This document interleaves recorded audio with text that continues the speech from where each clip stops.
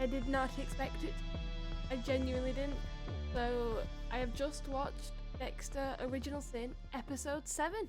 We're gonna jump straight into it. Right, so the plot for this episode, basically, it kicks off right where we left off with the big cliffhanger of Dexter being in a bit of a pickle again, once again, with a body. And the main plot point, because I'll obviously go into like my opinions on it all in a second. But so the main plot for this episode is Dexter needs to find a new hiding spot to dump a body. Harry and LaGuerta also have a controversial idea leading to some string of murders that LaGuerta is investigating. And the hunt continues to find Derek's little boy. But yeah, so that's like the main plot points. We do also see some flashbacks of Laura Moser and that stuff playing out in the what leads to her death. And also some more side points to do with Deb and the teenage drama that ensues with that stuff. But yeah, so I'll just start jumping into my main thoughts and feelings and things I noticed throughout the episode. This will have spoilers, so this is not the type of review to watch if you're wanting a spoiler-free kind of review. There'll be a lot of details I say a lot of details, not too in-depth, but details that I'll be referring to that might spoil the show. Right, so jumping off, the episode begins literally right where we left off in the last one, and Dexter's a bit in a pickle. He's got a body in the boot of his car, essentially, and he's just driven into a crime scene that he pretty much created. For a second, I actually thought they were gonna end it so quickly, and to be fair, they still kind of do in hindsight. They do it a little bit more in depth, but still end this plot point quite quickly. In my opinion, it felt a bit cheap having it as a cliffhanger. I get what they were trying to do, but it didn't seem to have much fallout at this point. So he gets out of looking suspicious by using his little laminate badge and saying he's with forensics. So yeah, while he's helping investigate the crime scene that he created, foreshadowing for the seasons to come, Masuka makes quite a few of his Masuka kind of jokes. I do appreciate this actor's portrayal of Masuka, but he's just not quite the original Masuka. But I do appreciate the actor in it. It's just Masuka. I think the original actor kind of played that off of the cringy, very inappropriate well, without it coming across just there. Basically, as well, while they're investigating the scene, they find an arm to a previous body that Dexter tried to get rid of. I'm not gonna lie, I didn't really appreciate how Dexter got away with this, because while Masuka and LaGuerta are talking, Dexter's meant to be taking fingerprints of the arm, essentially, and he just kind of, and then it cuts back to him in the water and he's like, oh, the crocodile stole the arm, arm's gone, oopsies. There's so many police officers in that no one saw Dexter with the key evidence, just like But yeah, so I did think that was a bit I don't know if that quite worked, but fair enough, he got away with it again. This is him starting to get away with it. I need to remember this is the beginning of the timeline, not towards the end. And then it cuts to another scene of him moving the body in daylight. So the body he had stuck in his car after he's got rid of the other body's evidence. He is moving a body in daylight in the plastic wrap, obviously which will have all his evidence on, and then puts it into a bin, a big biffa bin garbage container, and then the garbage men obviously take it away, so he's like, oh, it'll be in a landfill soon. And it's like, well, surely it can't be that easy. But hey ho, we move. The episode is trying to get through a lot, I believe, so but yeah, it felt a bit too easily concluded for something they made the cliffhanger of the last episode. But yeah, moving on in it, there was Dexter was telling Harry everything that he'd got up to, basically, and Harry's like, you're dodging bullets here, you need to not get fired at, basically. And then as Dexter's about to leave, I'm assuming to go back to work, his girlfriend, woman, finds a condom condom wrapper in his van truck thing, and obviously assumes he's been cheating on her.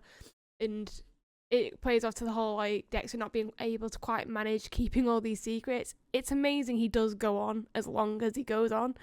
Just not promising starts. But yeah.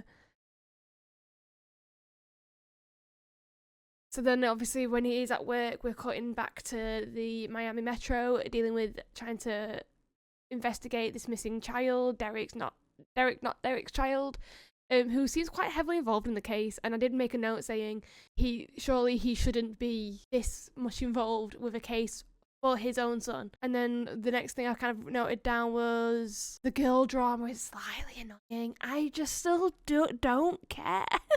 I'm finding it really hard to care about Deb's drama, but I just really don't. I think the key bit to note with this in this episode is obviously because it's caused a rift between her and her best friend. Her best friend then obviously tells their enemy that they pulled that prank.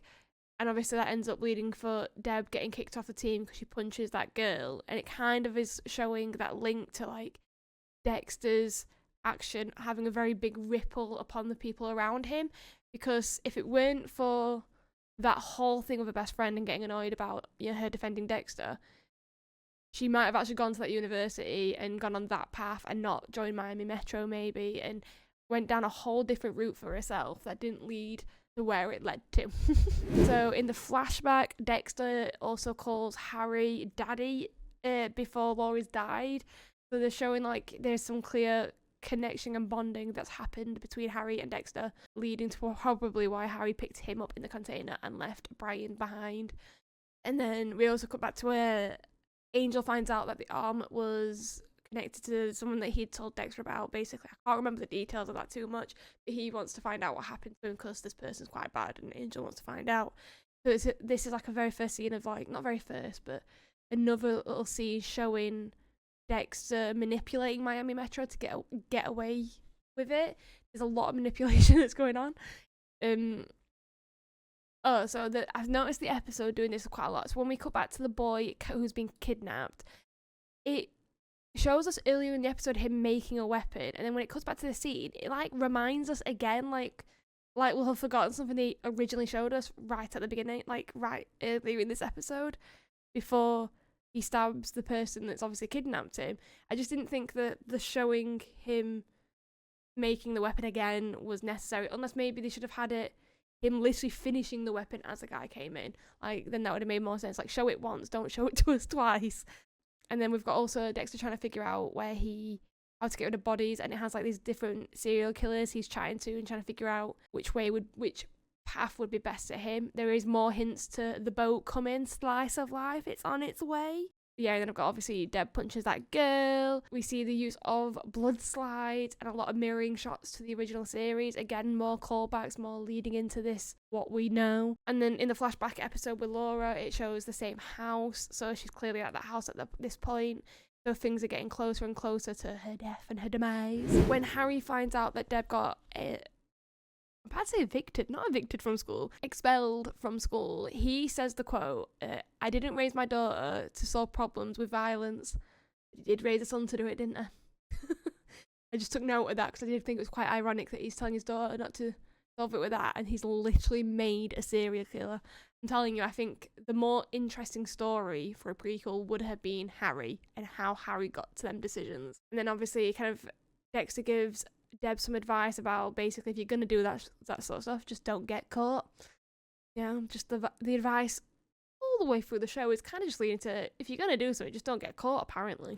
Right, and then, so we'll get into the nitty gritty of the big shock. So I am pretty sure in the last episode, my last little review, I said I finally have started to care about these side characters, and Derek, not Derek.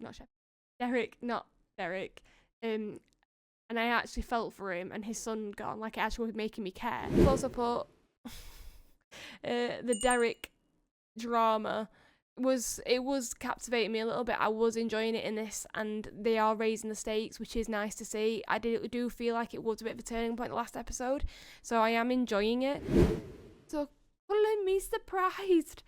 So Dexter is doing a bit more digging and realised so that there was a bit of blood on the finger that was sent into Miami Metro or on the box anyway, and it turns out the blood type matches the little boy's. And then also he notices on the cut off finger there's a hesitation mark cut. So he was saying maybe a new new cartel person or somebody that has affection for the child, like feels something for the child. And then as Derek is there and he's like looking at the finger, you see he's got an injury to his arm, and obviously the little boy managed to injure with the little knife thing. I just don't think it needed a flashback to that. Like, it had all these flashbacks as you see Dexter figure it out, obviously, and I'm like, oh wow, I'm impressed. It got me. For a second, earlier on I thought he was going to be a bad guy, and then the moment I believe he's innocent, they get me. So I was impressed with that. It was the after bit where they're like, yes, he's really the bad guy. Like, they're forcing this on you. Like, they're like, we're not just gonna let you like speculate. Oh my god, this took it. Like, they're giving you no room for doubt. And I think I get it. It was meant to be a switcheroo, and it's like, I got ya. He is the bad guy. I just think they're taking things a bit too literal. You didn't need all the flashbacks straight after. Just the moment of Dexter realizing would have been enough. And then what I really don't think was necessary is it cut to a scene of Derek, not Derek, buying the snacks that the kidnapper has been feeding these children. And he's like, oh yeah, my son loves them. And it's like, it really wasn't needed. We already got there. Like, and I do think the original show did this at times. It went a bit heavy on like once it had revealed the big surprise. But I don't think it ever did flashbacks to reinforce it. Like, the flashbacks did seem unnecessary, but it clearly was a theme throughout the beginning of the episode. But that being said, overall, I actually did enjoy it. The surprise got me. I was impressed. Yeah, I've only got 3 episodes left. I think the next one's meant to be quite a good one, I believe, hopefully, you know. So yeah, I actually did really enjoy this episode. I think there were, again, still pitfalls to it overall. There were still bits that I'm like, they could improve on. But overall, it's a B-list kind of show for me for the Dexter series. I wouldn't ever compare it to the first 4 seasons of Dexter. Saving season 3 still beats this level. But I do think it's a good solid effort, if that makes sense. And I am intrigued because it does feel like the warm up to like Michael C. Hall coming back and doing an extra series for the franchise.